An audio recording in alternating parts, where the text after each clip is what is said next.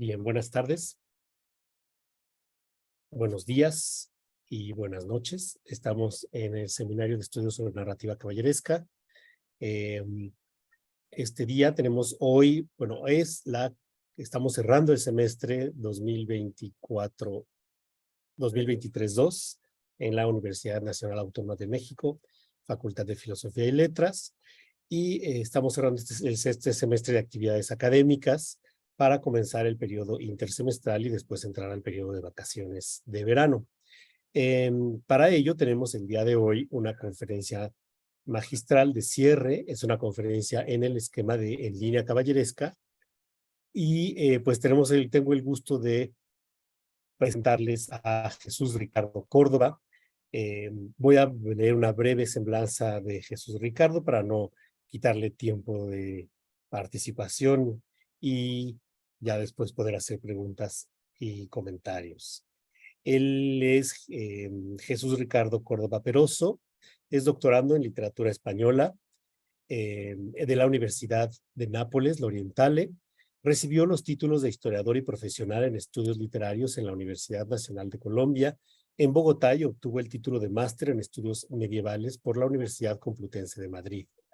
Sus intereses investigativos se centran en la literatura española medieval y del Siglo de Oro, con principal atención a la prosa de ficción y a los problemas de poética, verosimilitud y representación de la realidad.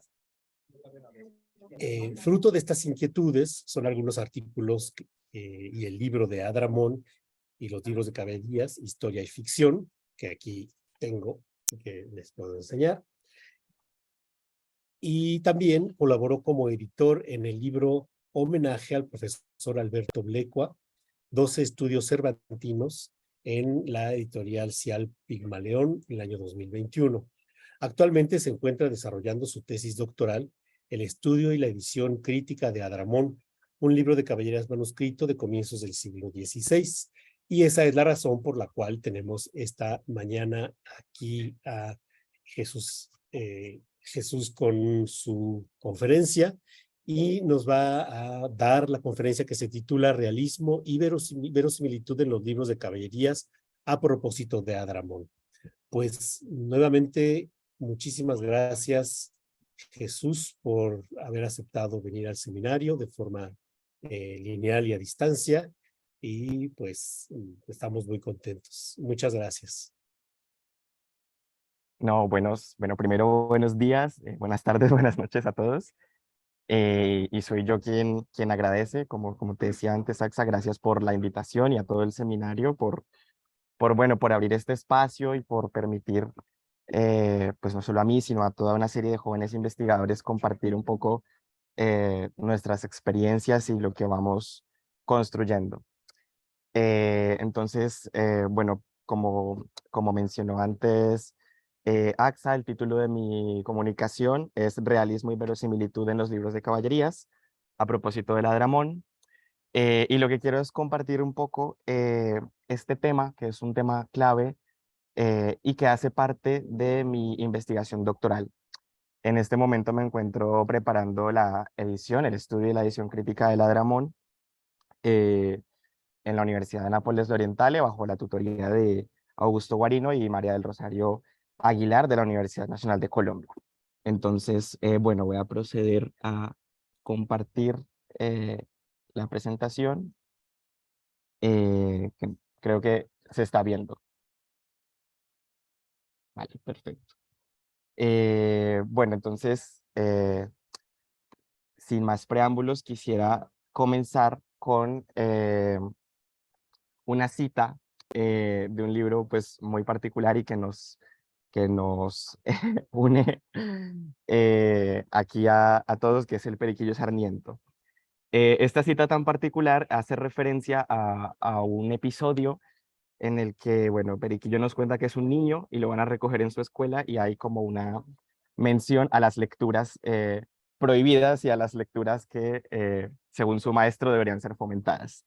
Entonces nos cuenta: entre tanto, fueron llegando los criados y criadas por sus respectivos niños, hasta que llegó la de mi casa y me llevó.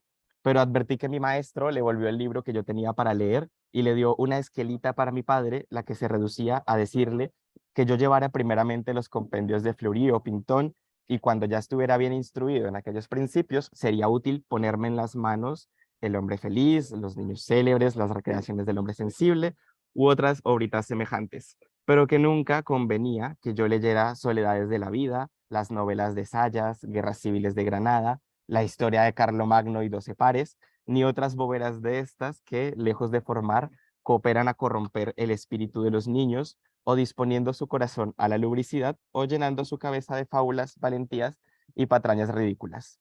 Yo he querido traer un poco esta cita de un texto, bueno, que es clave para las letras hispanoamericanas, de 1816, porque en muy pocas líneas el sentido crítico y agudo de Lizardi reproduce unas críticas que se hacían contra la ficción en prosa en la España del siglo de oro, unas críticas que llevaban siglos repitiéndose y que al final, como sostiene Elisabetta Sarmati, ya se vuelven topos, ¿no?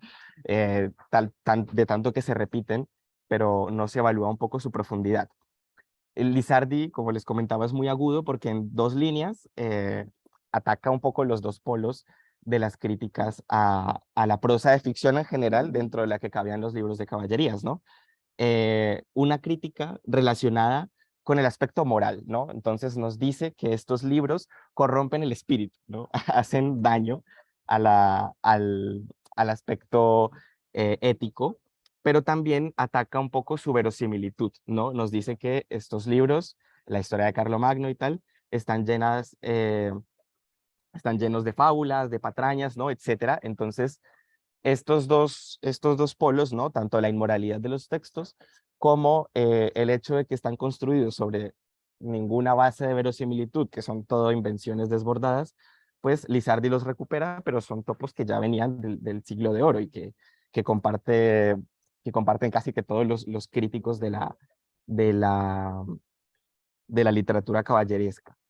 Eh, es curioso que esta idea de la literatura caballeresca como un repositorio de mentiras inverosímiles que cada vez se reproducen más y más y más, haya convivido durante un periodo de tiempo con otra idea que pareciera contradecirla, ¿no? Que es la idea que sostiene que la literatura española es básicamente realista, ¿no?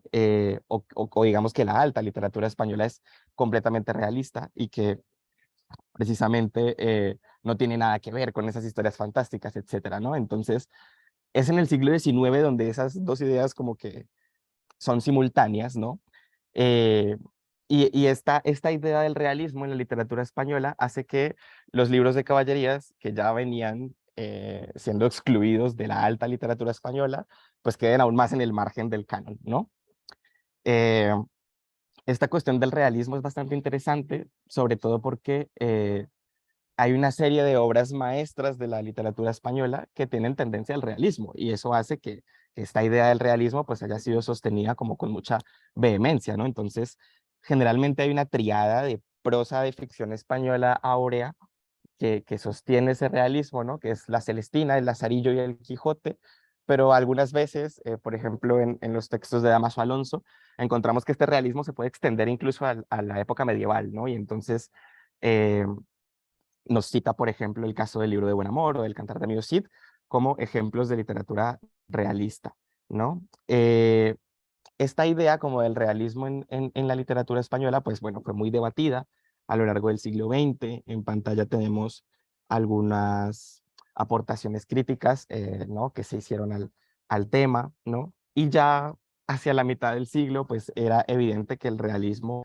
era una tendencia muy importante, o digamos, era una manifestación muy importante de las letras españolas, pero no era la única, ¿no? Y coexistía con otras manifestaciones de otro tenor, de otra inclinación, que eran también bastante importantes y bastante claves. Entonces, digamos como que para introducir un poco el tema del realismo en los libros de caballerías o de la verosimilitud en los libros de caballerías, a partir de estas aportaciones, pues quisiera como señalar algunas características que de pronto, bueno, conocemos, pero que conviene recordar siempre como para aproximarnos a esta faceta de la literatura y sobre todo en el siglo de oro. Lo primero es recordar algo que es muy básico, y es que el realismo y la verosimilitud son dos conceptos diferentes, ¿no? El realismo como cualidad de lo real, ese problema de lo real que los filósofos no han podido definir, y la verosimilitud, que es un concepto que hace referencia a lo posible, ¿no? A lo que puede ocurrir en el margen de la posibilidad. No tiene que ser real en el sentido de que no tiene que ser verídico, pero algo verosímil tiene que moverse en un marco de posibilidades, ¿no? Un segundo aspecto que hay que tener en cuenta es que en el Siglo de Oro, al menos para la literatura de ficción en prosa, no se hablaba en términos de realismo, sino de verosimilitud, ¿no? Lo que se buscaba era la verosimilitud. Digamos como que nuestro problema interpretativo viene precisamente del siglo XIX, ¿no? Y del ascenso de las literaturas que llamamos realistas en el siglo XIX. Y bueno, como sostiene Lázaro Carreter, pues no hay ningún problema en usar el término realista para esa literatura producida en el siglo de oro, pero hay que usarlo con todos los matices y con todas las salvedades que requiere el caso, ¿no? Entonces, tener en cuenta que se hablaba sobre todo en términos de verosimilitud y que cuando se hacía referencia a lo real, ¿no? A la cualidad de lo real que narraba un texto, se prefería inclusive el término verdadero, ¿no? Que es algo que encontramos en muchos títulos, ¿no? La historia verdadera, no sé qué, etcétera, ¿no? Entonces, se prefería incluso otro tipo de adjetivos. Mm, un tercer aspecto, antes de aproximarnos a los libros de caballerías, que hay que tener en cuenta es que, como todo en la experiencia humana, pues el concepto de lo real y de lo verosímil cambia con el tiempo y es histórico. Y lo que es real y verosímil para nosotros podía, bueno, no serlo, o lo que es verosímil para nosotros podía no serlo, puede no serlo según las estructuras mentales de los siglos anteriores, ¿no? Entonces, claro, porque a veces puede suceder que calificamos un texto del siglo de oro como verosímil, pero ahí este texto tiene elementos que con nuestras estructuras mentales contemporáneas, pues no calificaríamos con esa categoría. Y otros de los aspectos que habría que tener en cuenta es, bueno, que este problema, ¿no? De la verosimilitud, de la mímesis entendida como representación, etcétera, este problema teórico del siglo de oro, pues no es solamente un problema de la prosa, ¿no? Evidentemente en la prosa es más visible porque la prosa se vale de esas estructuras que la historia, que era el género encargado de las narraciones verdaderas, pues usaba, ¿no? Entonces, tal vez por eso la prosa generaba más inconvenientes, pero el problema de la verosimilitud, el problema de la representación de la realidad atañía a todos los géneros literarios. Entonces, tenemos en pantalla, por ejemplo, el prólogo a la Propaladia de Torres Navarro, que es tal vez el primer tratado teórico del teatro español, y ahí también se plantea un poco el problema de la verosimilitud, ¿no? Entonces, Torres Navarro nos dice que, bueno, cuanto a los géneros de comedias, a mí parece que bastarían dos para nuestra lengua castellana, la comedia a noticia y la comedia a fantasía. La comedia a noticia se entiende de cosa a nota y vista en realidad de verdad, y ahí clasifica sus obras, ¿no? Como son Soldadesca y Tinelaria, y la parte más importante que son las comedias a fantasía, ¿no? De cosa fantástica o fingida, pero que tenga color de verdad, ¿no? Aunque no lo sea. Y bueno, ahí enumera otras de sus obras, plantea este problema de la verosimilitud, ¿no? Representar cosas que no son eh, reales, pero que parece que lo son, ¿no? Que generan esta sensación en el lector o en el espectador. Y en la poesía también se manifiesta un poco este problema, ¿no? En la Araucana, por ejemplo, Ercilla se vale del poema épico que tanta carrera había hecho en Italia y que se importó a España.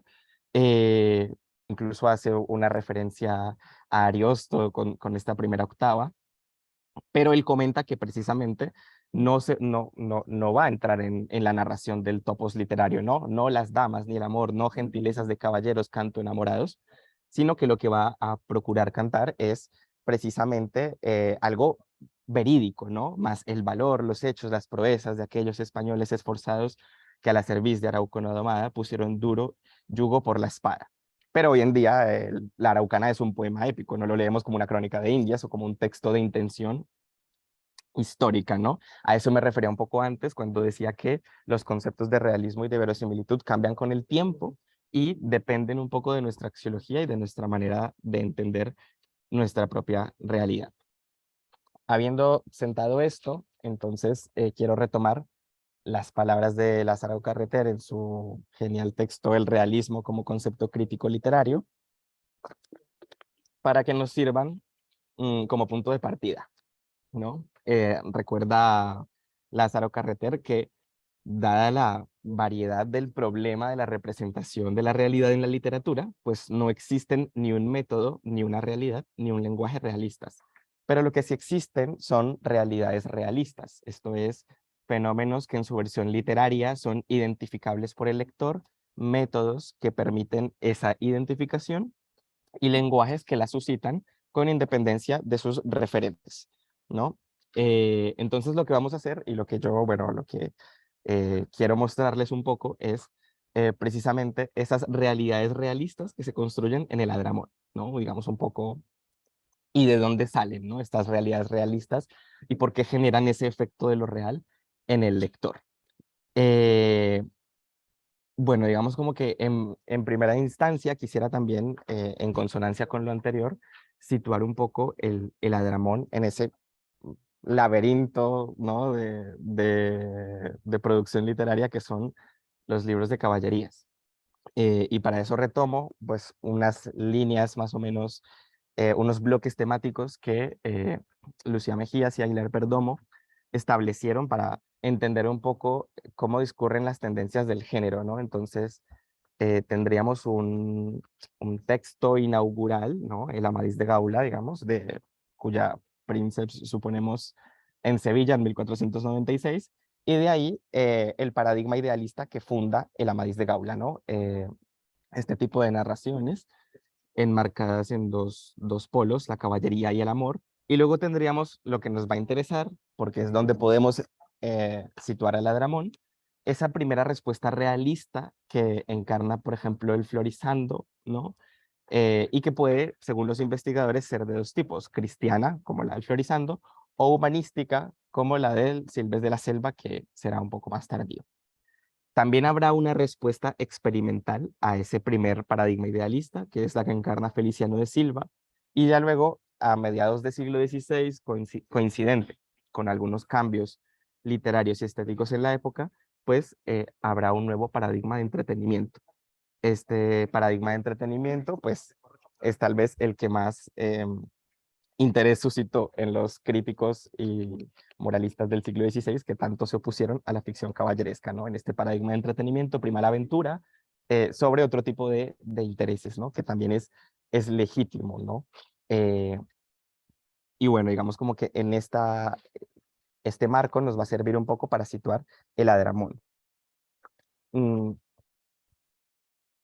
Ahora bien, aquí he traído un poco una selección de títulos de libros de caballerías que se publicaron en una época crucial para el género, que son los primeros años del siglo XVI, y es una época crucial porque es la época de consolidación, la época donde tal vez se permite mayor experimentación narrativa. Eh, Tenemos, bueno, en pantalla la línea azul, que representa tal vez la línea idealista, ¿no? La línea más famosa, encarnada por el Amadís de Gaula y su primera edición conservada de 1508, y tal vez unos libros que intentan seguir esa tendencia, ¿no? Aunque el hecho de que intenten seguirla no implica que la sigan como de manera ciega, ¿no? Porque el Palmerín de Olivia, por ejemplo, introduce unas variaciones y unos elementos muy interesantes que no están en el Amadís de Montalvo, ¿no? Pero bueno, digamos como que a nivel general responde a esa estructura. Pero luego, en 1511, que es un año bastante particular para la literatura caballeresca, aparte del Palmerín, que sería una continuación del modelo amadiciano, se publican también dos libros muy importantes.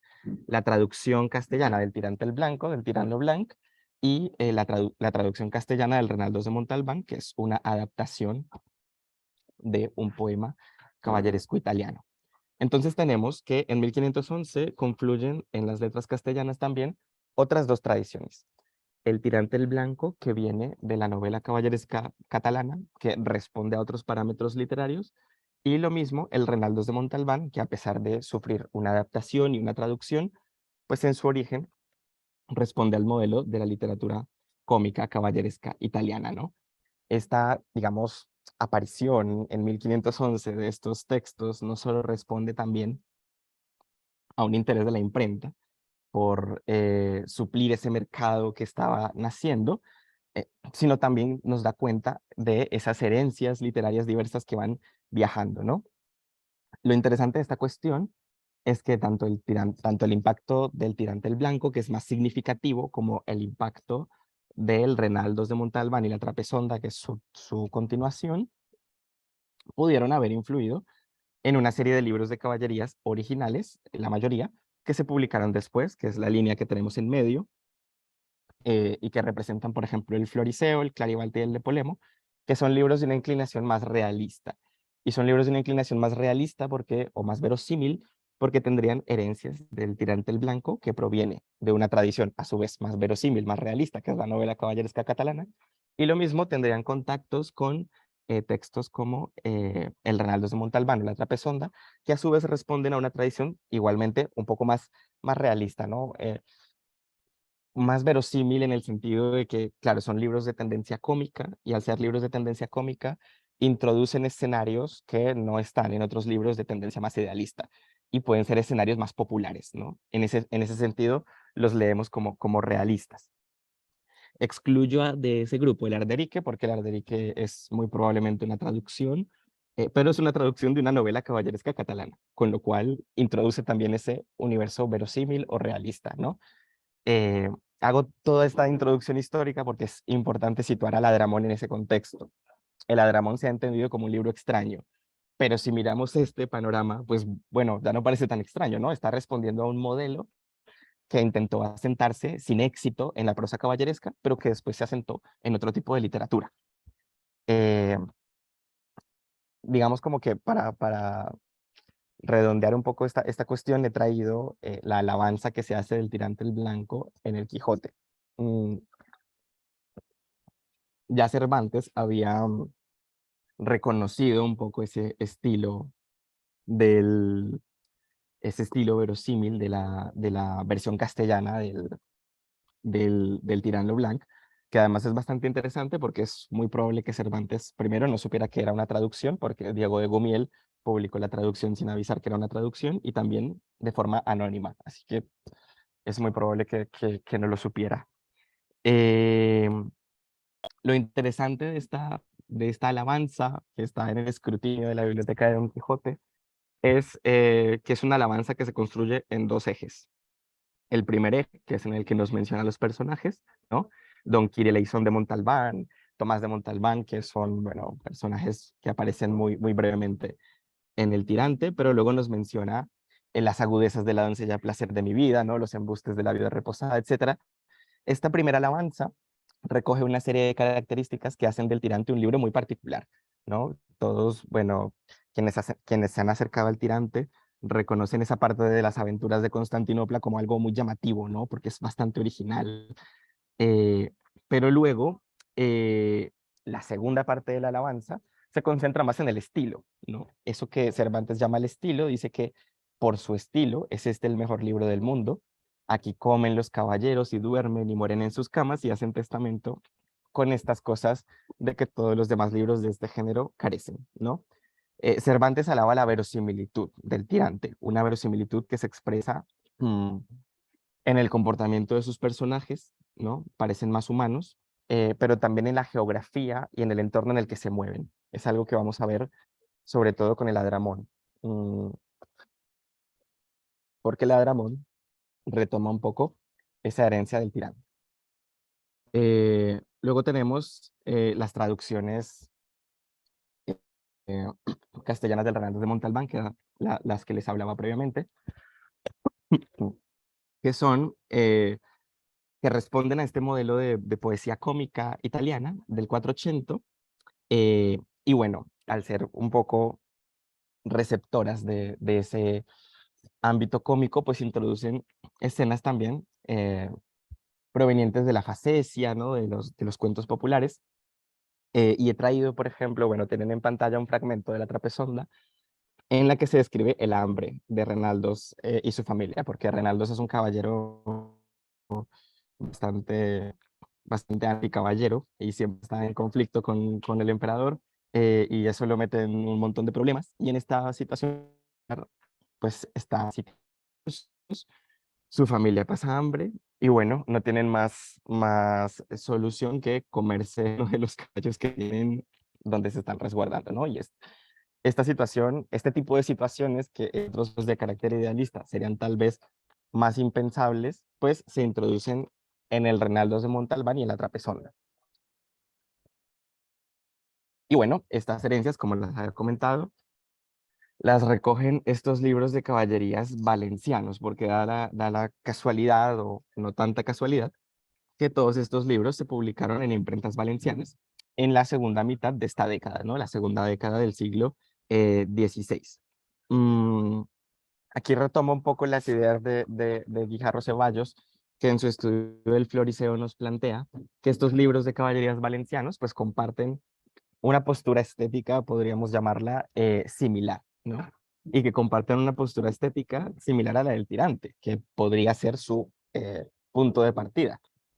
En ese sentido, como lo dice Guijarro Ceballos en la cita que tenemos en pantalla, este grupo pues comparte características que Cervantes reconoció como únicas del tirante, pero no eran únicas del tirante, estaban en otros libros del género que no fueron tan exitosos de los libros que tenemos en pantalla, el Floriseo, el Arderique, tal vez el más exitoso fue el de Polemo, pero el resto mm, se habrá imprimido no más de una vez.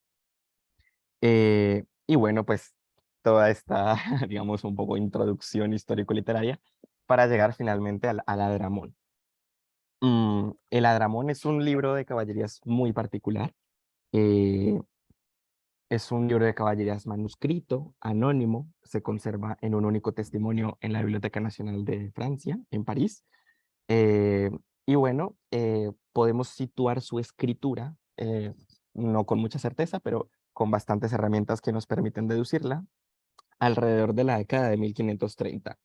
Es una postura que sostiene Cachoblecua basándose en un estudio minucioso del vocabulario, de algunas referencias históricas. Y bueno, por algunas herencias literarias también es muy factible que el libro se haya compuesto en esa época.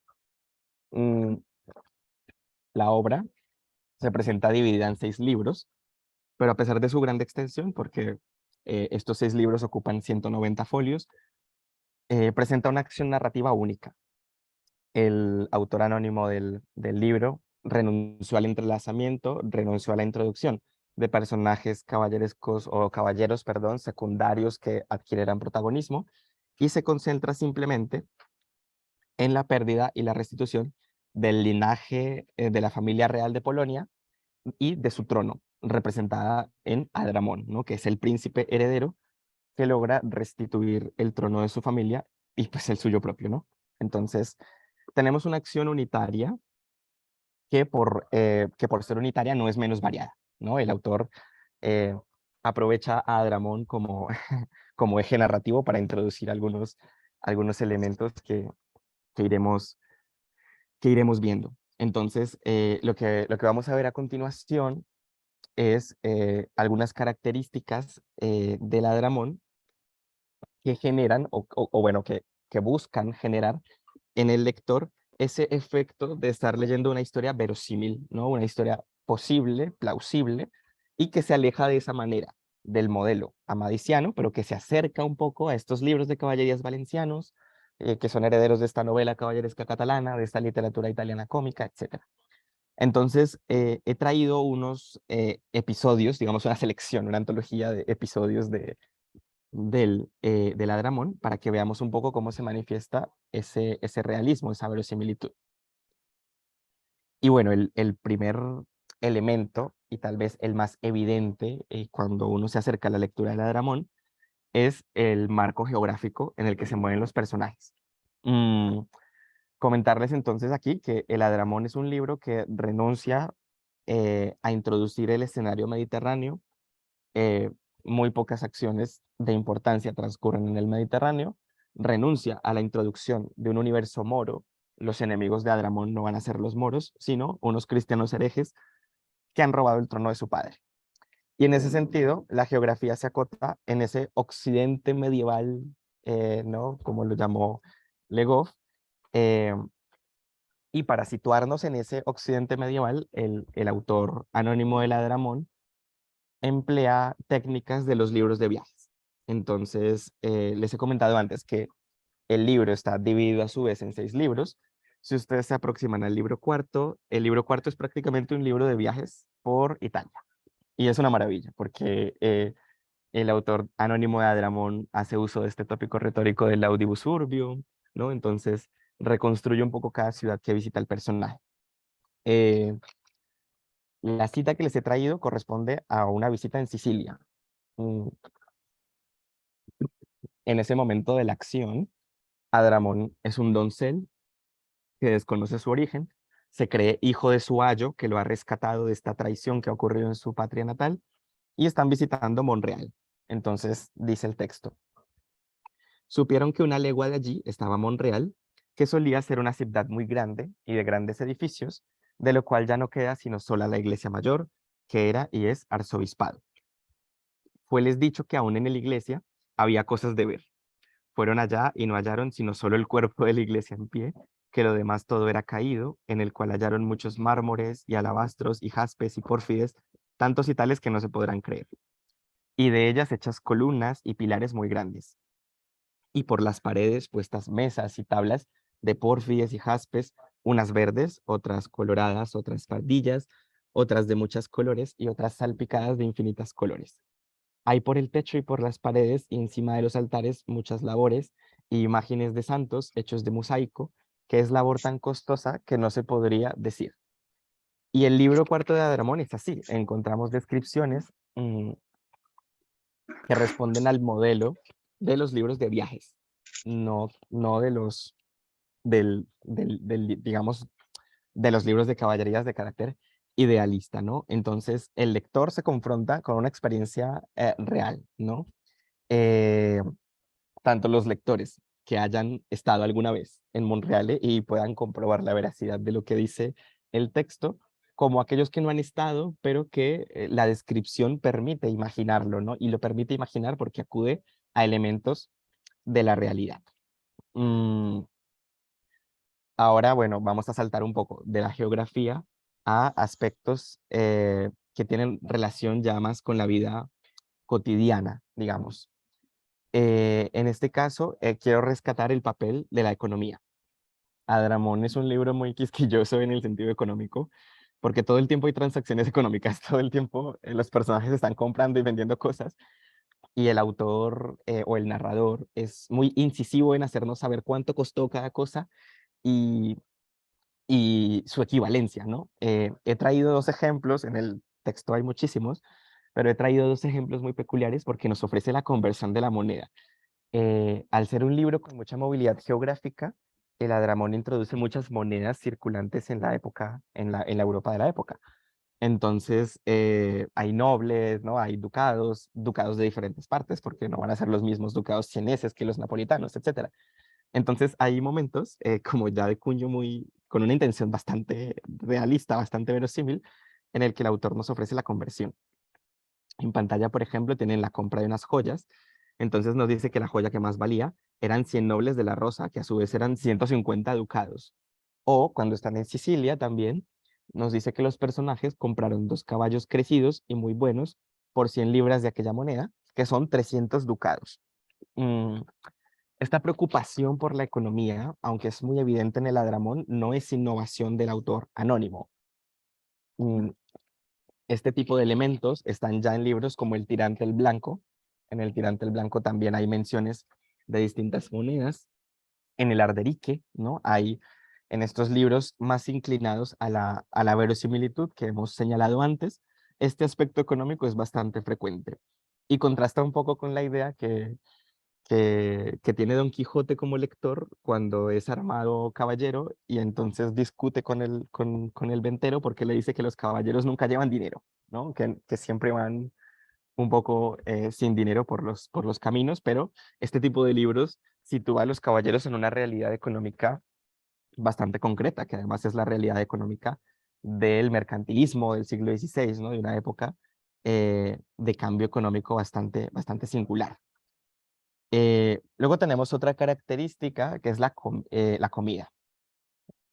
El mundo de la comida es interesante, no solo porque este tipo de libros generen, eh, con la mención de los alimentos, la sensación de verosimilitud, sino también ya para historiadores en general, que puede dar cuenta también de el tipo de dieta que llevaban las personas en el siglo XVI, ¿no? He traído aquí un ejemplo, que es un ejemplo muy, muy sencillo, pero en el libro hay más. eh, de precisamente la mención de los alimentos, la mención de las comidas. En este pasaje que tenemos en pantalla, los personajes se cruzan con unas mujeres que llevan una carga de comida para París. Entonces, ellas dicen simplemente que, bueno, nosotras vamos a París y llevamos higos y pasas y avellanas, nueces y castañas, 3 cargas y una carga de bizcochitos con azúcar y un cuero de muy excelente vino. Y todo esto lo llevamos a presentar a unos mercaderes que son nuestros amos. Digamos, un poco este ejemplo, ¿no? Nos trae la dieta, ¿no? Lo que llevan en la carga estas mujeres, pero también hay otras escenas en las que se describen banquetes y se nos describe el menú, ¿no? Lo que los personajes están comiendo. Eh, este aspecto de la comida, aparte de decirnos que los personajes sienten hambre, que sienten placer al comer, o en el caso de las comidas cortesanas, que hacen parte también de un código de comportamiento, ¿no? El hecho de comportarse muy bien en la comida. eh, Remarco nuevamente, no es exclusivo del Adramón, aunque esté bastante presente en el texto. Ya está presente también en el tirante el blanco, con las descripciones de las comidas en Constantinopla, está presente en otros textos, en el Arderique, en el Lepolemo, hay también descripciones un poco eh, de alimentos, ¿no? Digamos, de este tipo de situaciones. Eh, Nomás acabamos de ver también un ejemplo del Renaldos en el que los personajes tienen hambre, ¿no? Están sitiados y tienen hambre y se demacran, ¿no? Y sufren los efectos fisiológicos del hambre. Bien, ahora pasamos un poco al siguiente ejemplo, que yo creo que esto le puede interesar a una compañera, y es la cuestión de la indumentaria, ¿no?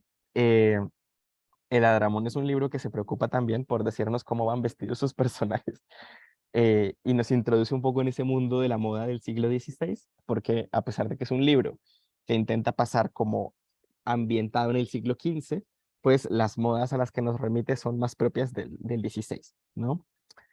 He traído 2 ejemplos porque son bastante particulares. En el primero, Federique, que es el ayo del caballero protagonista, ha salvado a Dramón, que es un bebé, lo ha salvado de la traición que ha sufrido su familia en Polonia y lo ha llevado a Venecia para ponerlo a salvo. Y entonces, pues, ¿cuál es la forma más fácil de disfrazarse? Pues poniéndose ropa a la veneciana.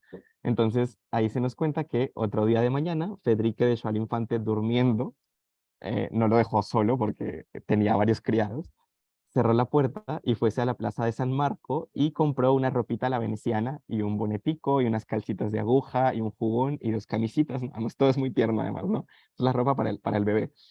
Y para sí, un bonete y una ropa negra luenga a la veneciana, ¿no? Entonces, eh, la cuestión de la indumentaria genera eh, efecto de realidad, genera verosimilitud en el texto, pero también contribuye a la acción narrativa, ¿no? Los personajes se han disfrazado, ya no son más polacos, ahora son venecianos, están vestidos a la italiana, y eso hace que, digamos, su escondite, ¿no? Porque están huyendo de los traidores que se han tomado el poder en Polonia, pues sea más fácil de llevar, ¿no?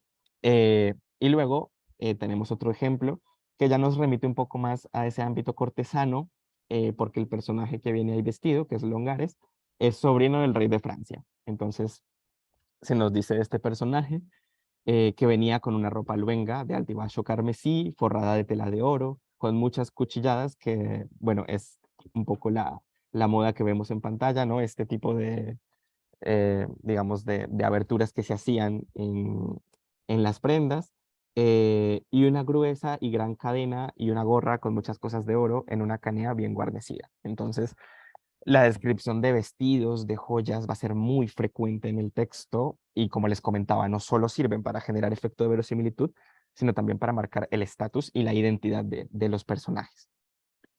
Eh, Luego tenemos otro factor que quería señalar, mm, que es la introducción de acontecimientos históricos.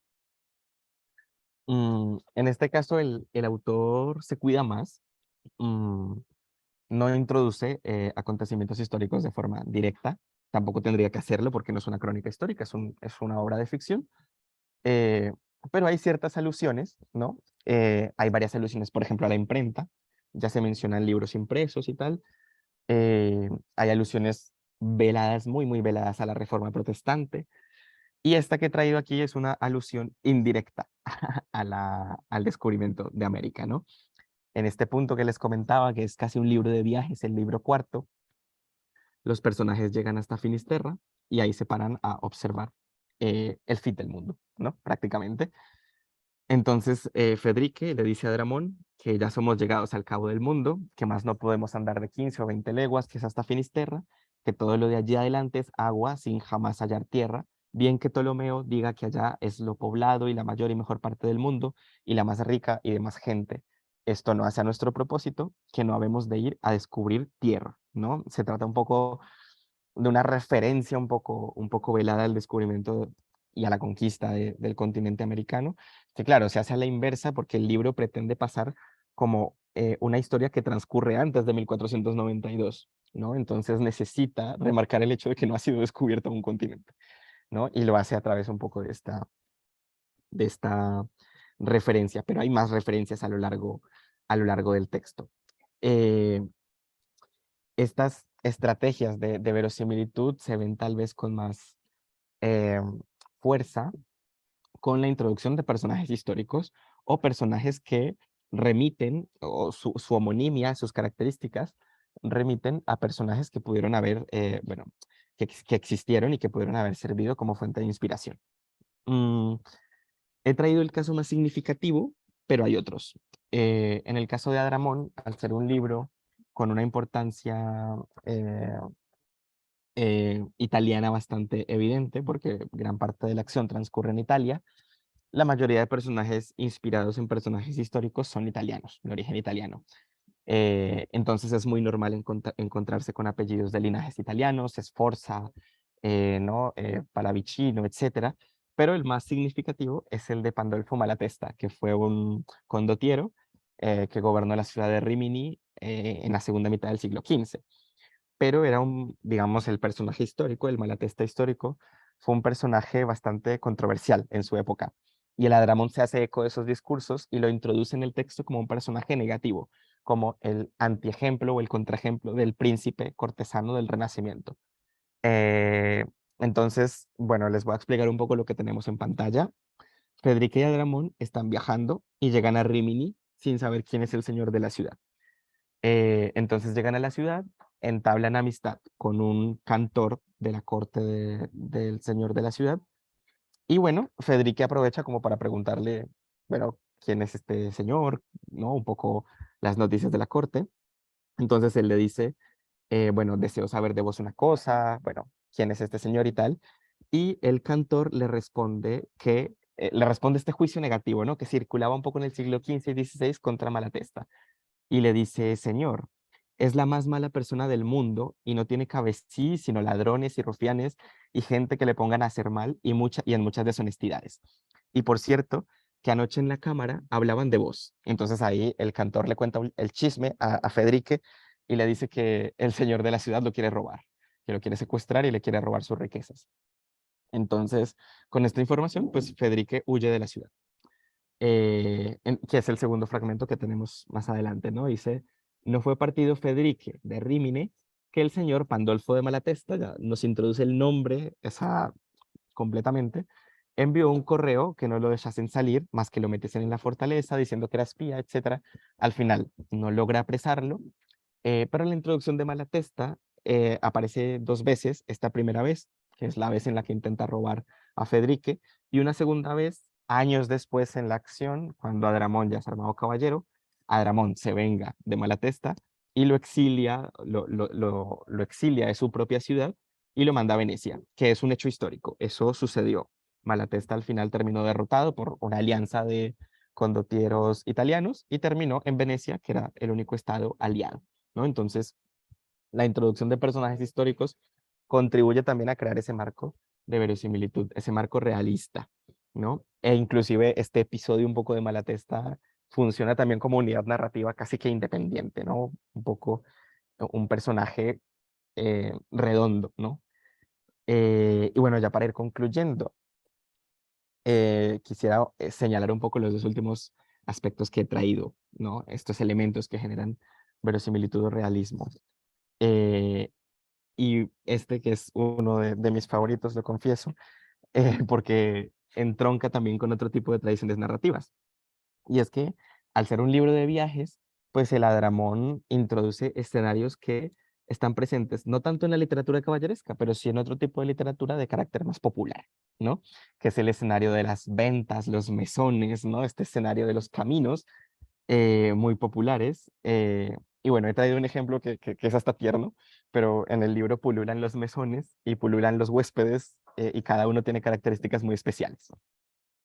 Este es el primer mesón al que llega Federique al huir de Polonia después de la traición y llega con Adramón, que es un bebé. Entonces dice el fragmento: llegaron al mesón. El carretero descendió y compró todo lo que le pareció que había menester. A la puerta del mesón, el infante vio estar otros hijos del mesonero y fuese para ellos. Uno, algo mayor que el infante, lo reempushaba y echaba de casa. El infante riendo le daba pasas y higos. Federique, en viendo que lo reempushaba, empezó a llorar como muchas veces hacía, ¿no? La situación es un poco dramática porque Federique, ¿no? Sabe que el infante es un príncipe, ¿no? Es el heredero de Polonia y está viviendo esa humillación y tal. Pero hay otras situaciones en los mesones que son bastante particulares. Incluso en un mesón, muchos años después, Adramón es víctima de un robo. El mesonero le pone una trampa y le roba su caballo y le roba su dinero, ¿no? Entonces nos introduce un poco ese espacio popular, que es un espacio que vamos a ver después en otro tipo de literaturas, ¿no? Y ya, bueno, el último, digamos, ejemplo que quería traer era el ejemplo de la autorreflexividad, como de la metaficción. Y es que El Adramón es un libro que anticipa el ejercicio cervantino de metaficción en el sentido en que dentro del texto se nos explica el origen del mismo texto que estamos leyendo, que es algo que también ya habíamos visto, eso también está en los libros idealistas, Montalvo también lo hace en las Sergas de Esplandián, pero el autor de Adramón le da un poco la vuelta porque aprovecha este episodio para hacer una crítica de los libros idealistas, ¿no? De la prosa de ficción que eh, no usa la verosimilitud. Entonces, en un episodio muy particular, Adramón se vuelve lector de su propia vida. Adramón está leyendo la crónica que está escribiendo el cronista, más o menos, y lee esta crónica porque Federique se la da. Federique se la da para que comience un poco a familiarizarse con la historia de su propia familia, aunque él no lo sepa, ¿no? Y entonces hay un momento en el que ambos discuten sobre la verosimilitud de lo que están leyendo, ¿no? Entonces ahí se nos cuenta, el infante tomó el libro, lo empezó a leer, y bueno, el autor aprovecha para echarse flores también, dice que la historia estaba tan bien hecha que no había quien se la sacase de las manos, etcétera. Y en un momento, Federique lo reprende, le dice como, bueno, ya no leas más en una composición de mentiras, ¿no? O sea, no te llenes la cabeza con patrañas, ¿no? Volvemos otra vez a esos tópicos, ¿no? Y luego Adramón le dice como que esto no son mentiras, le dice de mentiras, antes parecen ser muy verdaderas, ¿no? Está defendiendo la cualidad de verosimilitud del propio texto. Antes parecen ser muy verdaderas y yo por tales las tengo, porque no hay cosa que no haya podido ser y no como otras historias que matan 10 de un golpe, ¿no? Parece que anticipa un poco esas críticas cervantinas, que eran también esas críticas de teóricos y de moralistas, ¿no? Y luego, eh, eh, digamos, como que Adramón termina su evaluación del texto también con una herramienta que le permite conectar con la historia, ¿no? Porque digamos, la última línea que tenemos en pantalla nos dice, y si son verdad, ¿no? O sea, todavía está dudando de las cosas, ¿no? Lo que se narra es creíble, pero no es verdadero, ¿no? Eso es importante, está jugando en el marco de la verosimilitud.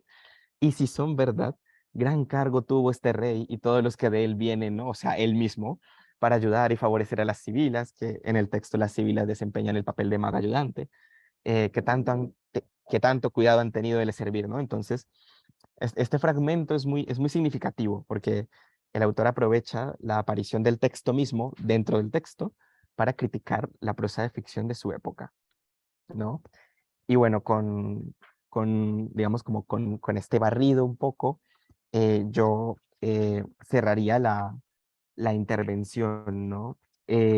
Quisiera quedarme un poco con los dos últimos aspectos que he señalado del realismo en el Adramón, porque nos da cuenta también de la interacción entre géneros literarios en el siglo de oro, ¿no? En una época de experimentación narrativa en la que los autores pues echaban mano de lo que tenían a la mano y de lo que habían leído.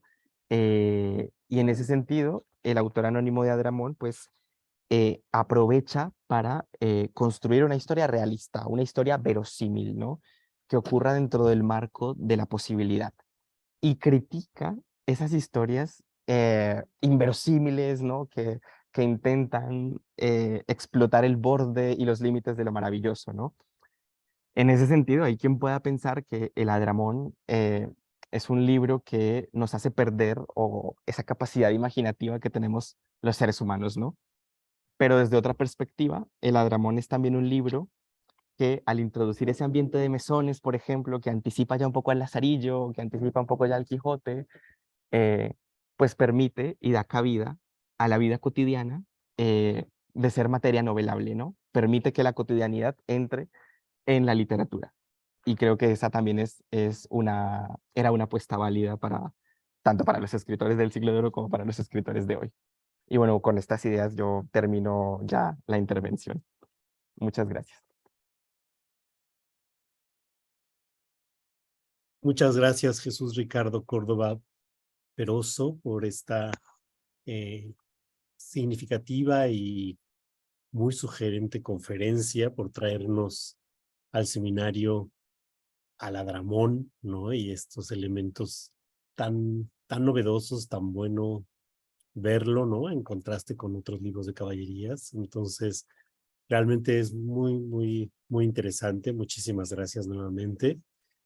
Estoy seguro que hay muchos comentarios, preguntas, dudas, preocupaciones, inquietudes que quieran manifestar. Yo tengo una, pero no seré el primero que pregunte. A ver, ya levantó la mano Carlos Rubio Pacho. Muy bien, qué raro será. Bueno, felicidades, Jesús Ricardo, por tu exposición. Hay algunas cuestiones que no sé, a partir de, claro, de lo que has expuesto, que no sé si lo has pensado, si se ha planteado inclusive en torno a que la gran presencia de Italia, incluso que dices que el libro cuarto es una guía de viajes italiana casi, pensar que el autor anónimo sí, pero sí pudiera escribirse a una suerte de humanista que si no italiano, al menos sí, incluso habitante de la península, ¿no? Porque pareciera esta idea de lo verosímil, de lo geográfico, los detalles, porque bueno, ciertamente muchos de los aspectos que has visto de verosimilitud, también los encontramos en otros libros de caballerías si nos vamos fijando. Bueno, Andrea tiene muchas cosas sobre ropa, pero pareciera como que son apuntes y aquí como que se concentra, ¿no? Igual lo que a mí actualmente me llamó más la atención fue la presencia de menús. Eso sí me llamó mucho la atención porque, bueno, recientemente tuvimos un coloquio sobre alimentación y sí tenemos que se come más de lo que se pensaba, pero no sabemos qué se comía. Pero aquí como que todo lo que son rasgos que en otros libros aparecen aquí, aparecen como en torrente. Y casi la idea, a partir, y esta sí sería una duda, pareciera muy realista, pero también hay elementos mágicos característicos del género y que has, en este sentido, descuidado por el enfoque del trabajo o definitivamente los borra como intenta hacer la obra que estamos leyendo el florizando. Florizando. El florizando. Bueno, no, muchas gracias, Carlos, por por el comentario. Bueno, en primer lugar, respecto al autor, eh, sí, es bastante plausible que el autor haya tenido un contacto muy intenso con Italia. La cuestión de la guía de viajes, ¿no? De ese libro cuarto que es prácticamente un libro de viajes por Italia, que además es una delicia leerlo, eh, apela mucho al uso, claro, al uso de fuentes viajeras, pero hay otras cuestiones que apelan al uso de las capacidades sensoriales, ¿no? El hecho de que sea capaz de juzgar, ¿no? Como en el ejemplo que vimos, ¿no? Es que esta catedral se está cayendo y ya no queda nada, ¿no? Ese tipo de comentarios eh, denotan un poco su conocimiento de la península, que además también es curioso porque contribuye a hacernos un mapa de los viajes del propio autor, ¿no? De ese autor que no conocemos, porque, como les comentaba antes, el libro discurre, la acción transcurre en Italia, pero también parte en Inglaterra, parte en Francia, parte en Polonia, que es donde inicia la narración, y el conocimiento del autor del norte parece más libresco, ¿no? Ahí denota más la influencia de obras como la de Ptolomeo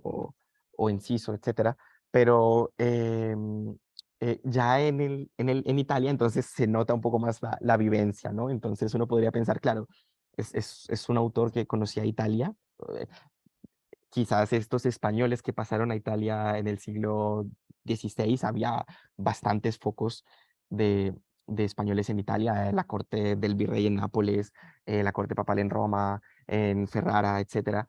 Eh, pero digamos, eso nos ayuda un poco a delimitar el perfil del autor, pero poco más.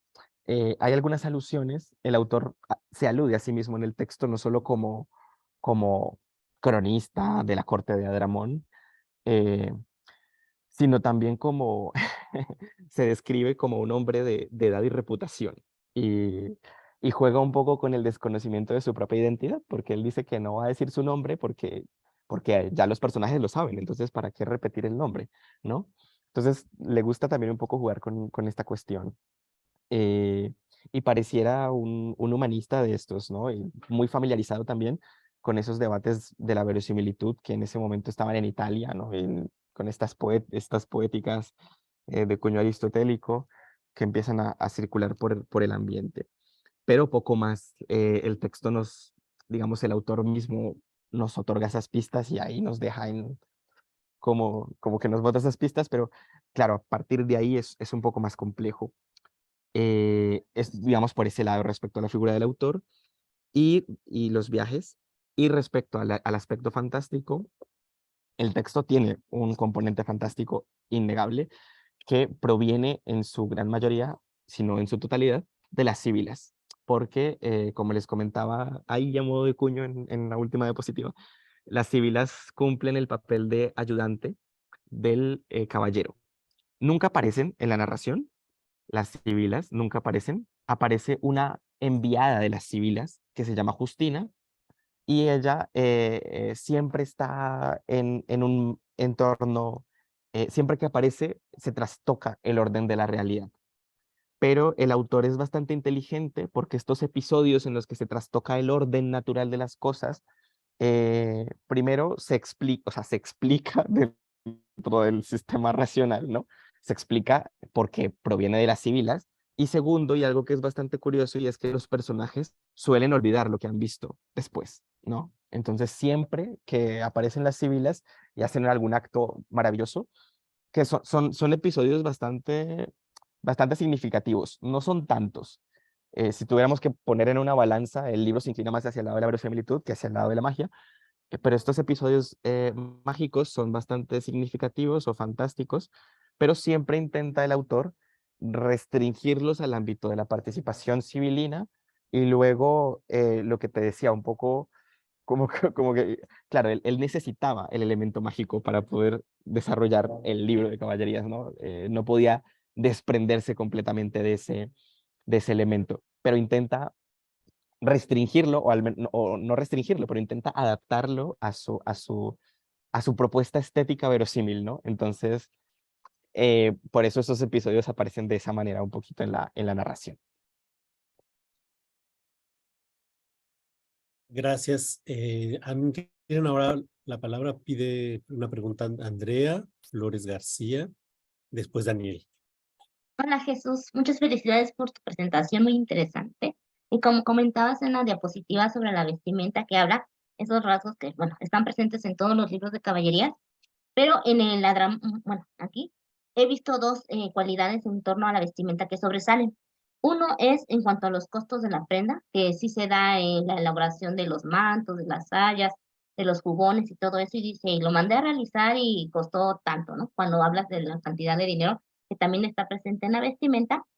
Y también, pero bueno, de esos, el calzado. Hay mucha relevancia en cuanto a los tipos de calzados que hay, y en este libro es donde he encontrado más tipos, los chapines, las botas, los borceguíes, y es lo interesante es que saca quiénes pueden usar cada tipo de zapato, para los reyes, para las nobles, para los que van de viajero, y se hace esa alusión que no está tan presente en otros libros de caballería. Y otro más es en cuanto a las pieles, porque en este libro se mencionan otras pieles para la confección de la indumentaria que no están presentes en los otros libros. En los otros predominan el armiño, la marta y la cebellina, pero aquí lo que me llamó la atención, un caso especial, es sobre una piel de gato que se usa para el forro de un abrigo, y que, o sea, es interesante la utilización, bueno, o las referencias a otras pieles que no están presentes en los libros. Entonces, muy interesante tu ponencia, bueno, tu presentación y todo lo que has, bueno, que le des una categoría, digamos, a la indumentaria sobre esa situación realista que en la forma en cómo la describe. Felicidades. No, Andrea, muchas gracias. Bueno, después me pondré en contacto contigo para, para abordar este tema, entonces te pediré tu contacto al término del seminario y bueno, muchas gracias por el comentario, porque bueno, como podrás adivinar, no soy experto en indumentaria, pero bueno, uno intuye que por ahí iba algo, ¿no? Sí, sí, sí. Y muchas gracias, de verdad. Gracias a ti.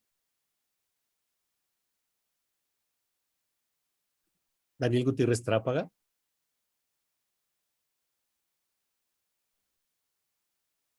Hola Jesús, buenas tardes, muchas gracias por la plática. Yo quería regresar a lo que señalabas al final de la pregunta que te hizo Carlos sobre las civilas y un poco este marco teórico del realismo y la verosimilitud, ¿no? Porque un poco nos pasa esto con todos los libros de caballerías, que Lucía Mejías o quien sea los haya llamado o realistas o verosímiles, ¿no? Es más bien una cuestión de grado, ¿no? No llegan a ser un realismo puro Ujú. decimonónico, ¿no? Sino que recurren menos a lo sobrenatural y a la maravilla. Si uno piensa, pues, justo en el Florizando que hablaba Carlos, pues de cualquier manera los milagros son muy importantes, hay unas hadas que aparecen al inicio, en el Tirante el episodio del Alano, ¿no? Y todavía de manera más problemática, pues en Celestina, el conjuro de Plutón, ¿no? Que es fundamental para la trama. Entonces, yo quería preguntarte si has pensado en esto y tienes alguna propuesta al respecto sobre cómo conciliar estos dos aspectos, porque yo lo que he visto es que cuando se habla de verisimilitud, realismo, que sí es claro que es más que el Amadís, que la línea idealista y luego la de Feliciano de Silva, pero como que se olvida que esos elementos no están completamente olvidados, entonces un poco cómo reconciliar estos dos elementos, ¿no? La presencia de lo sobrenatural que ahí sigue, aunque disminuida, con una propuesta estética distinta. Yo no sé si hacia allá va tu tesis o... Vale, bueno, Daniel, muchas gracias por tu pregunta y por tu apreciación, que efectivamente es un problema, es un problema gordo, ¿no? Cuando uno se enfrenta a esta cuestión de la verosimilitud, ¿no? El realismo y tal. Eh, Me gustó mucho, bueno, la palabra que usaste, como esta cuestión de la gradación, ¿no? Depende como del nivel, ¿no? Hay libros que apelan más al sentido verosímil, otros menos, porque pues si uno revisa el Amadís de Gaula, en el Amadís de Gaula hay referencias a las comidas, por ejemplo, ¿no? O una cuestión que dejé por fuera, porque hice una selección de elementos, un elemento que dejé por fuera es el elemento de la lengua, ¿no? En el Adramón, otro elemento que genera verosimilitud es el hecho de que los personajes hablan lenguas diferentes y eso se menciona y se explica cómo se pueden comunicar. Pero eso también está en el Amadís, porque en el Amadís, por ejemplo, Amadís reconoce la presencia de Oriana en una tribuna porque escucha hablar a la doncella de Dinamarca y ella tiene un acento muy particular, porque siempre se dice que, uy, la doncella está por ahí porque habló. Entonces, claro, hay elementos indudablemente que están presentes en los libros que llamamos más idealistas, ¿no? Y ese es un problema eh, gordo, digamos, ¿no? ¿Cómo nos enfrentamos a eso, ¿no? Por eso comentaba un poco que me gusta eso que has planteado un poco de la gradación, porque es como que nos permite una mayor flexibilidad, ¿no? Para entender un poco cómo transcurren este trasvase de herencias literarias, de propuestas estéticas y tal, ¿no? En el caso de, en el caso del, digamos, como del Adramón y de otros libros, claro, siento que en teoría lo fantástico no debería reñir, no, porque estaba un poco, o sea, hace parte de la poética, ¿no? Del género. Pero en el Adramón sí se nota, claro, el autor eh, introduce este tipo de elementos, no voy a decir que es algo incómodo para él, porque son necesarios para el desarrollo de la trama. Pero lo que sí comentaba antes, se preocupa por darles un marco eh, explicativo, digamos, ¿no? Que no entra en conflicto con la narración. Me parece muy curioso porque el autor de Adramón leyó evidentemente El Tirante el Blanco, porque hay muchos contactos, y en El Tirante, por ejemplo, pues no hay episodios, hay muy pocos episodios fantásticos.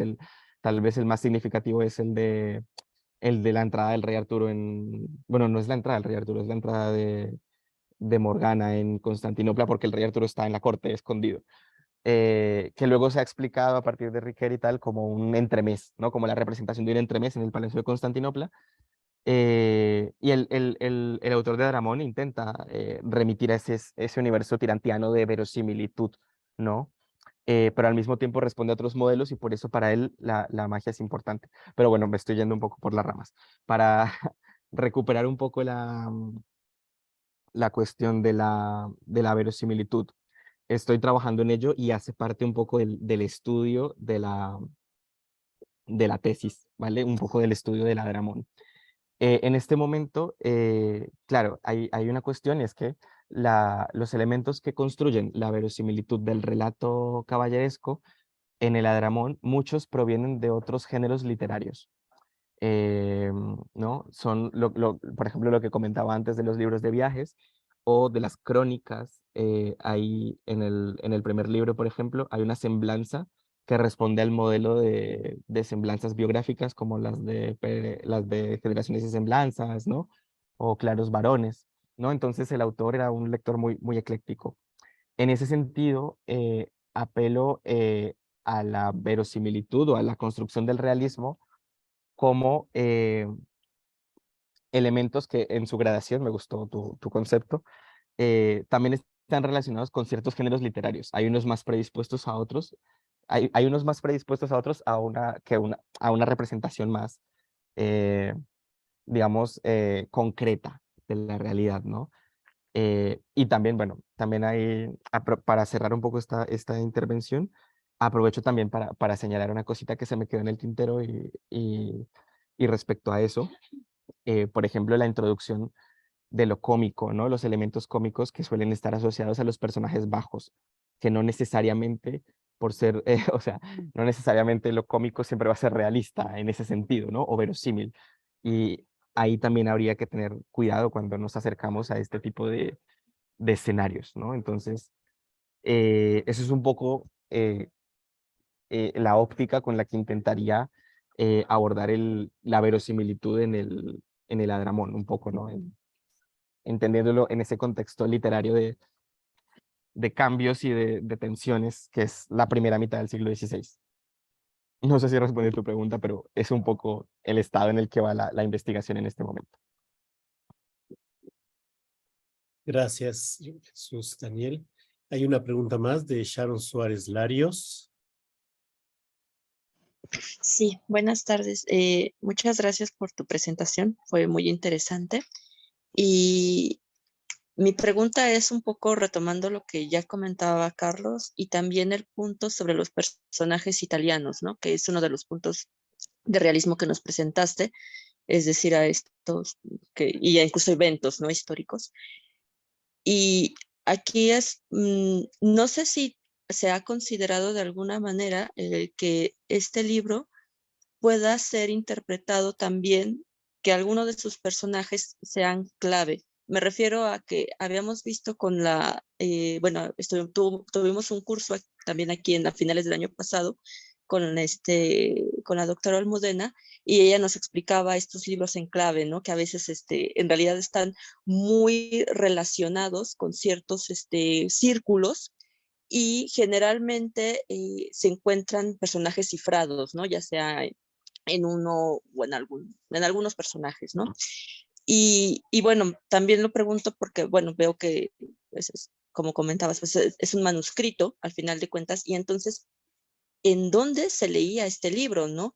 O sea, además de en dónde se escribió, en dónde fue la distribución de este libro, quiénes fueron sus receptores, y si de alguna manera también eso podría explicarnos estos matices de realismo que está, que está ahí, ¿no? Es decir, o sea, si estaba dentro de un ámbito italiano, como bien mencionas, o sea, en esa época los debates sobre el realismo eran intensísimos, entonces fue dentro de una academia, tal vez, o sea, o alguna de estas cortes en donde estaban estos grandes debates, y que explicaría también los mecanismos que está utilizando, ¿no? Al momento de crear esta obra. También por lo que mencionas del eclecticismo, ¿no? O sea, la imitatio ecléctica también era una de las grandes teorías de la imitación en Italia, de la Italia del Renacimiento, y creo que sería interesante, ¿no? Ir como ligando, bueno, obviamente empecé con una cosa y me terminé en otra,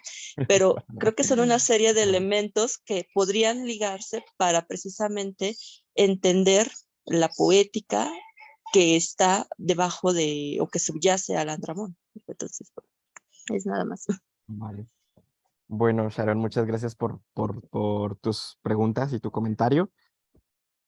Bueno, respondo primero la cuestión de los personajes en clave y de la posibilidad de que Adramón pueda ser un Romain Clerc, ¿no? Un poco. Digamos que sí y no. O sea, me explico.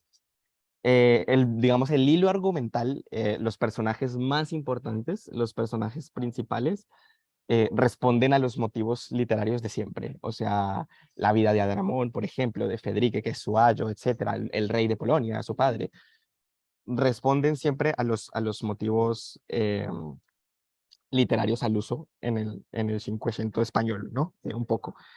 Eh, claro, luego tenemos estos personajes históricos que uno dice como, ¿no? La participación de Adramón en el exilio de Malatesta es singular, porque uno dice como, claro, uno se remite a la historia y uno dice como, bueno, ¿quiénes exiliaron a Malatesta? ¿Será que hay alguna posible inspiración, etcétera? Eh, pero siento que no es una novela en clave, porque la introducción de estos personajes históricos lo que pretende es remitir a un escenario, a una historia posible, ¿no? Yo traje el caso de Malatesta porque es el más significativo, porque interviene directamente en la trama. Pero luego el libro termina con una gran cruzada de muchos príncipes cristianos contra los herejes que se han tomado el poder en Polonia. Y entonces el libro introduce una lista de los caballeros a modo del catálogo de las naves, ¿no? De la antigüedad, y en otros libros de caballerías también hay este tipo de catálogos de hombres de armas, ¿no? Y estos hombres de armas son personajes reales. O sea, se mencionan caballeros castellanos, el gran bastardo de la Rosa de Inglaterra, ¿no? Entonces, pero tienen poca participación narrativa, ¿no? Lo que hace el autor es introducirlos como para que uno diga, ah, sí, sí, claro, esto es factible, ¿no? Otro personaje que aparece en la narración, que yo no he podido identificar con ninguno porque es un nombre súper común, es Galeazzo Sforza. Pero claro, Galeazzo Sforza había como 20.000, o sea, era un nombre muy común en ese linaje, ¿no?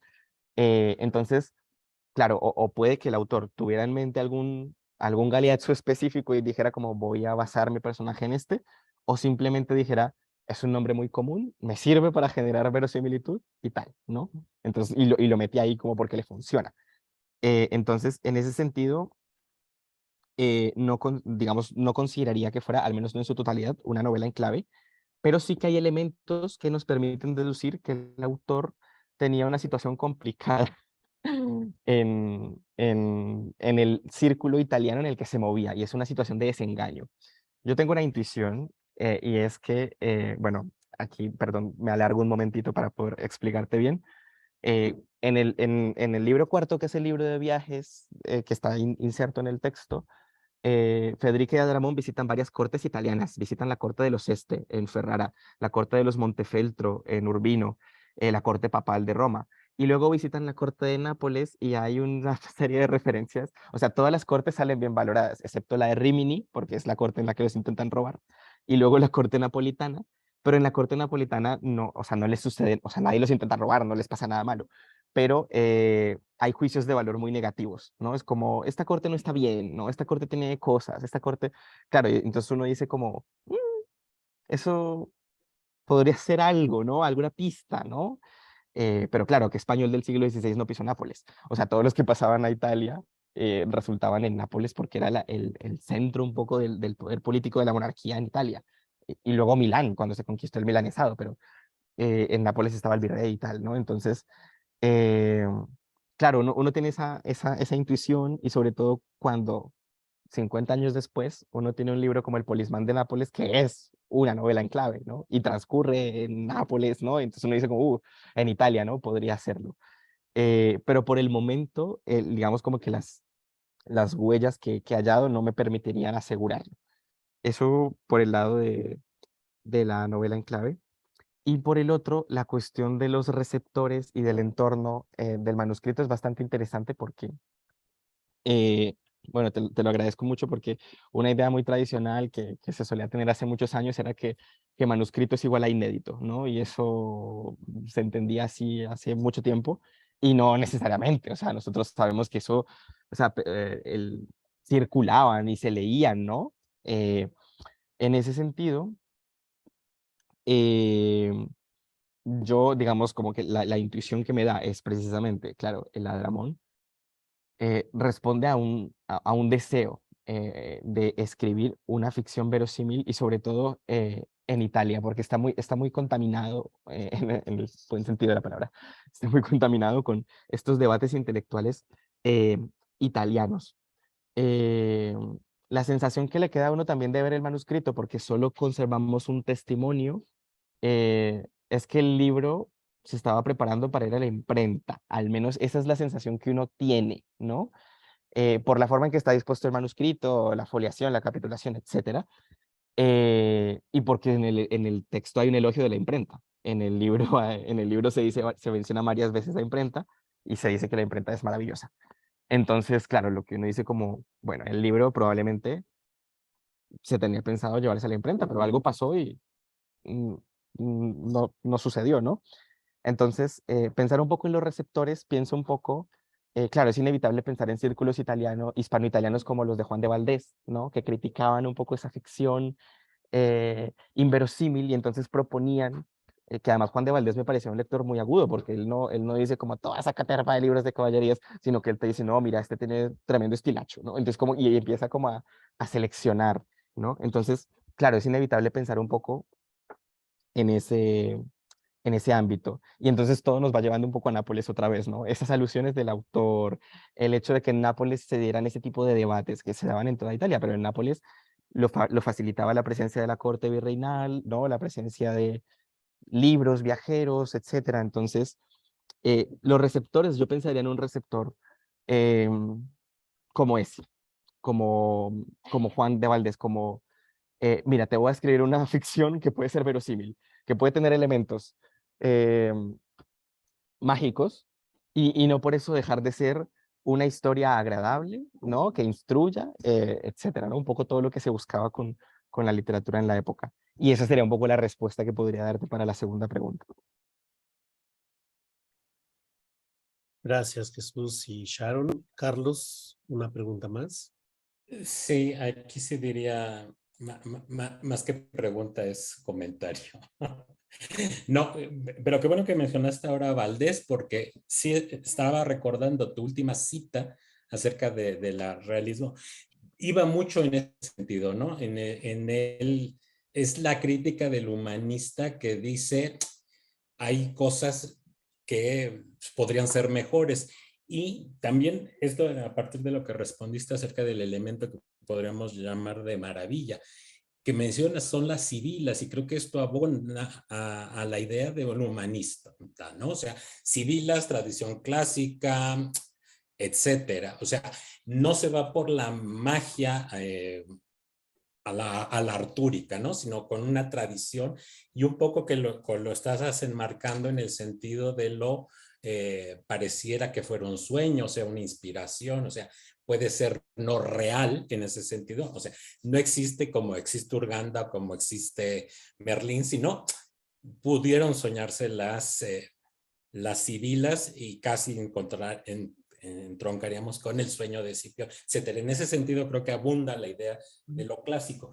Y algo que a lo mejor mencionaste, porque lo estaba revisando en los apuntes, la idea de una geografía acotada, pero creo que también algo que cambiaría sería el tiempo, ¿no? Porque a partir de las referencias es como una historia contemporánea y que no sucede ubicado poco en tiempos del rey Arturo, poco después de Nuestro Señor, o sea, que sí sucede con los libros tradicionales, ¿no? El Amadís sucedió, parece que antes del reinado de Arturo, entonces, que hemos visto que, bueno, muchos textos aluden evidentemente en la realidad textual a su contemporaneidad, pero cronológicamente está situada en un pasado remoto.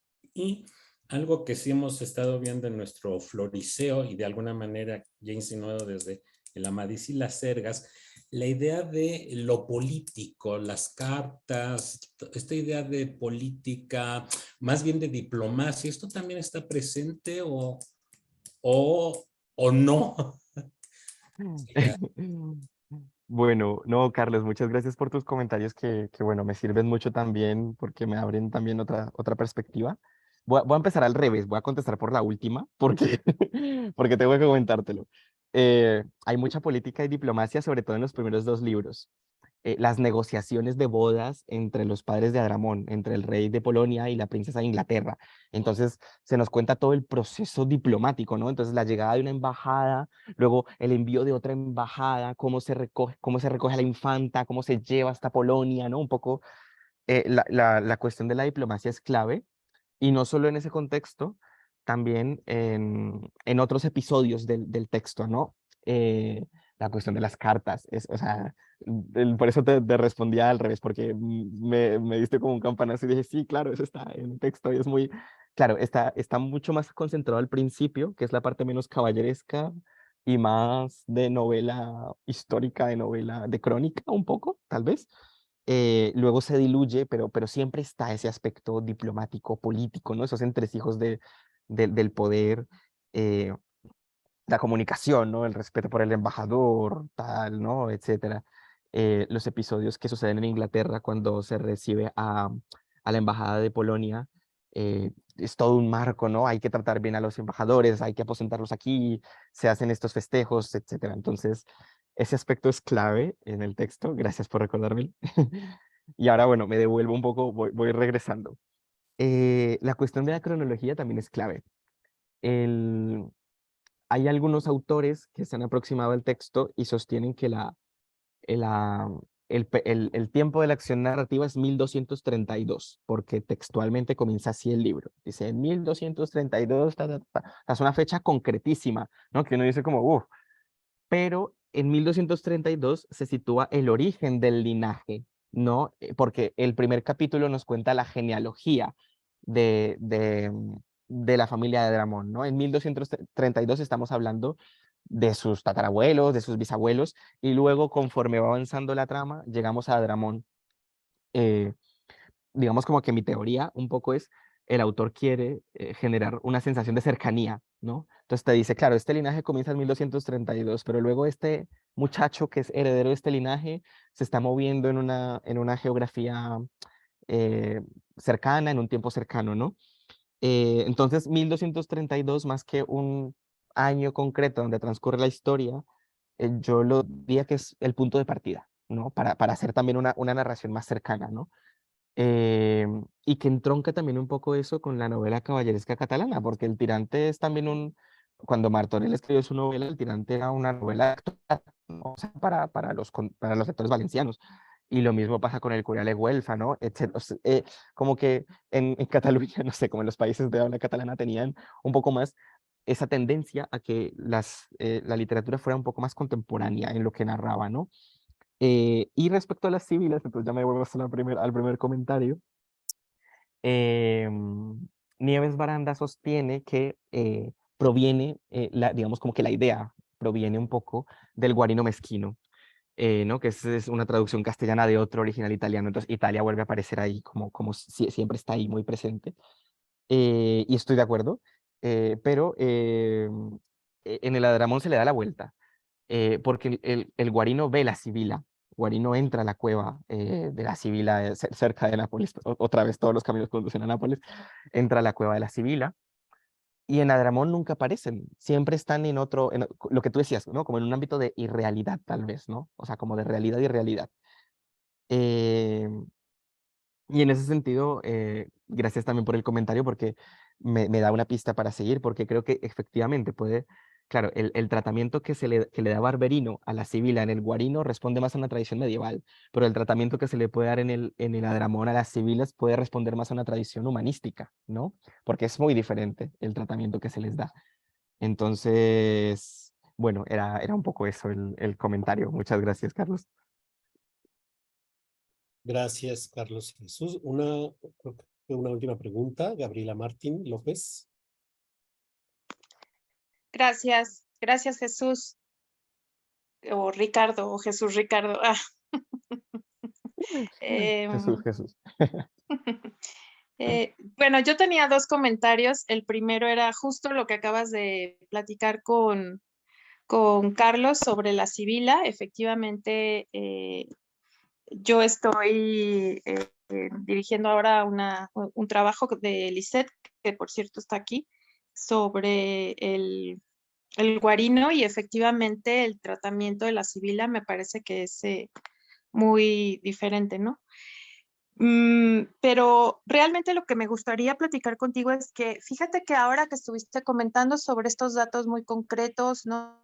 Que hablan sobre, por ejemplo, los datos sobre la guerra, cuánto se gastó, cuántos hombres iban, ¿no? Ese catálogo que tú ves, que lo relacionas mucho, supongo que te referías al catálogo de las naves de la Ilíada, por ejemplo, ¿no? Esa nomenclatura está muy presente en el Roman Antique, ¿no? Está muy presente en las historias de Troya, por ejemplo, y esos datos concretos sobre lo que se come, sobre lo que se gasta, sobre lo que se invierte, por ejemplo, en el desplazamiento de un lugar a otro. Creo que viene mucho del discurso histórico, como tú bien identificas, ¿no? Más que una alimentación directamente de el contexto caballeresco directo, ahí hay una impostura histórica, ¿no? Le llama Brentwood, que es simular ese discurso de los textos más bien de índole histórica y en muchos casos también diplomática. Y pues yo lo veo muy claramente en el ámbito de Roma, como te digo, ¿no? De las historias de Troya, donde se mencionan, por ejemplo, todos estos personajes, donde aparecen estas precisiones muy interesantes. Supongo que eso tú lo tienes ya muy identificado, ¿no? Bueno, era eso. Gracias. Vale. No, muchas Muchas gracias, Gabriela. Sí, es un aspecto sobre el que estoy trabajando todavía.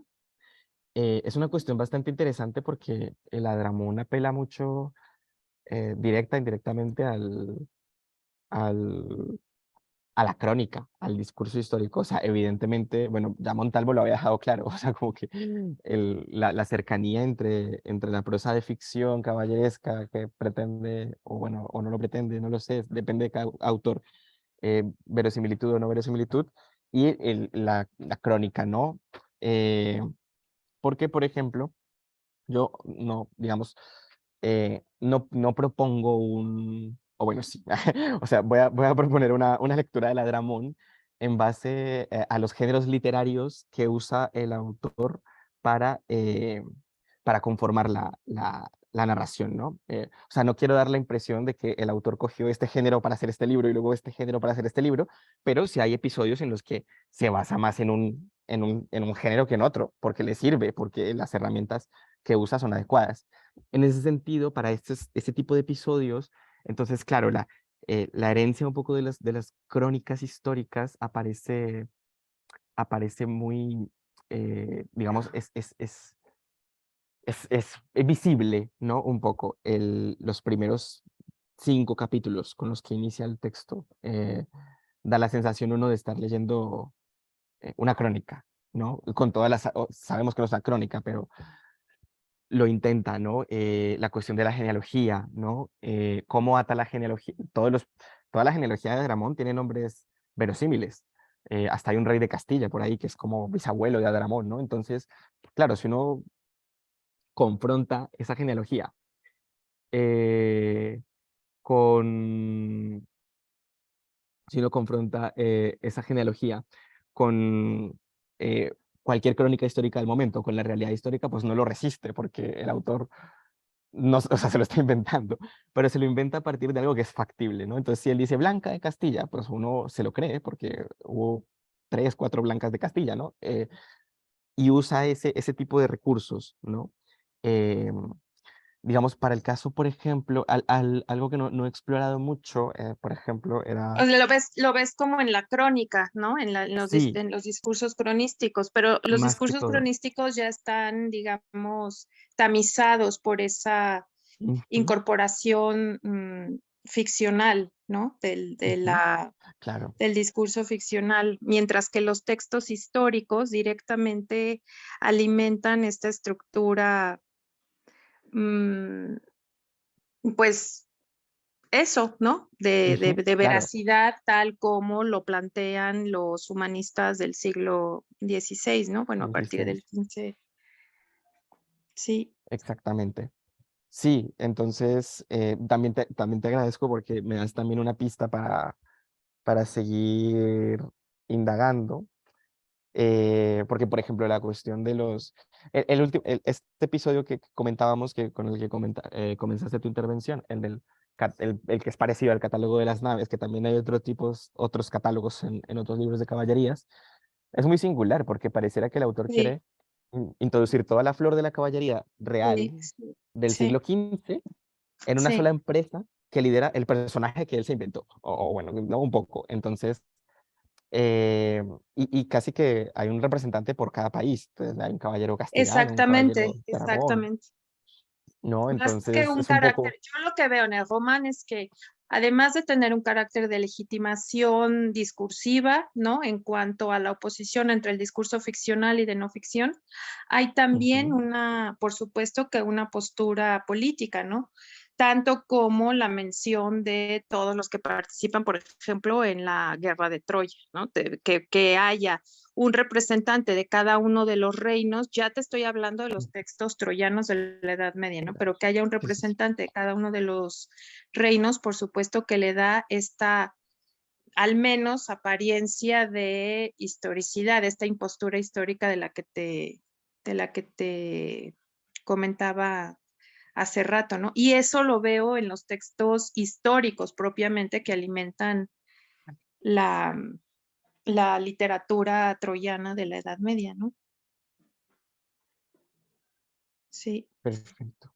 Sí, sí, totalmente. Es eso, ¿no?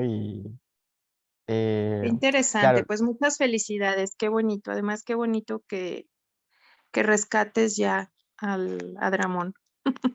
no, muchas gracias y gracias por la pista. Me ayuda mucho, de verdad.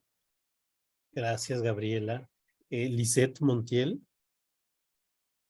Sí, hola, ¿me escuchan? Sí, Perfecto. Hola, hola. Hola Jesús, pues muy interesante tu ponencia. Yo la verdad es que estuve muy interesada durante todo este tiempo porque siento que efectivamente, como dice la profesora Gabriela, tu trabajo dialoga directamente con el mío, que es el de el Guarino Mezquino. Yo estoy estudiando el espacio, tanto geográfico como simbólico. Mm. Y, o sea, como lo dices tú, ¿no? O sea, eso de llamar ya de por sí al libro raro, porque otros autores así lo han encontrado.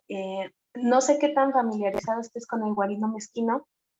Yo creo que sí lo has abordado, pero es que precisamente al venir el Adramón influenciado de él, el Guarino Ujú. Mezquino ya de por sí es un libro rarísimo por hace una especie de síntesis entre varias formas discursivas, ¿no? Entre varias tradiciones también textuales. Entonces, ahí radica la rareza y la dificultad a veces de abordarlo, porque intentas primero estudiarlo tal cual como un libro de caballerías hegemónico, si podríamos llamarlo de algún modo, ¿no? Como decía Nieves de Aranda, Ujú.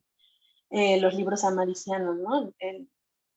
Estos libros que pues tienen como que los sistemas más reconocibles y luego se van distanciando, ¿no? Y es precisamente esta influencia del libro de viajes que creo que es en donde está toda la raíz de este conflicto, pero que creo que es una rama muy interesante que, bueno, a mí me ha parecido que quizás después ya, cuando por fin tenga mi trabajo listo, quizás podamos platicarlo un poco porque pues creo muy interesante esta otra vena en la que podemos ver cómo el libro de caballería se adapta al tiempo, a las modas, a lo que está pasando y cómo sin dejar de ser un libro de caballerías, sí que tiene muchos otros elementos que de pronto ya no son tan reconocibles, ¿no? Pero no deja de ser la historia de un caballero. Pues, Lizeth, muchas Eso gracias por tu es. comentario y bueno, comparto lo mismo. Me encantaría que pudiéramos pues, trabajar también codo a codo porque estoy de acuerdo. Bueno, el Guarino es fuente de Ladramón eh, 100%. No, lo es no solamente en el tema de la Sibila, que era el que comentaba antes, pero incluso el esquema, la arquitectura general, ¿no? La cuestión de la biografía caballeresca el Guarino es su fuente, ¿no? Esta cuestión de la pérdida y el hallazgo del linaje que le da sentido a toda la narración, porque hasta el final, claro, en el Guarino recuerdo que es diferente, ¿no? Porque en un momento él recupera claro,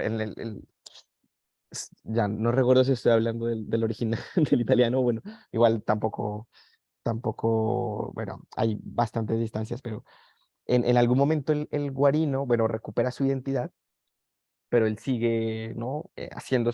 Recupera a sus padres, porque ese motivo está presente en el Adramón también, ¿no? Adramón, los padres de Adramón continúan vivos, están prisioneros, pero están vivos, y luego él se reencuentra con ellos, con sus padres biológicos. Esa parte, como todo el esquema general, digamos, eh, del Guarino, lo trae el autor de Adramón. Entonces él dice, como yo también quiero esto para mí, y coge un poco el esquema biográfico y lo trae a su propio libro, pero claro, coge lo que le sirve o lo que él quiere, y lo que no quiere lo deja de lado, porque, por ejemplo, bueno, el Guarino eh, también introduce lo que tú decías, ¿no? Un espacio geográfico muy amplio, ¿no? El Adramón lo reduce, ¿no? Lo vuelve vuelve el mundo más chiquitito. Eh, pero hay unas herencias notables, muy notables, digamos, en el Adramón, que vienen del Guarino.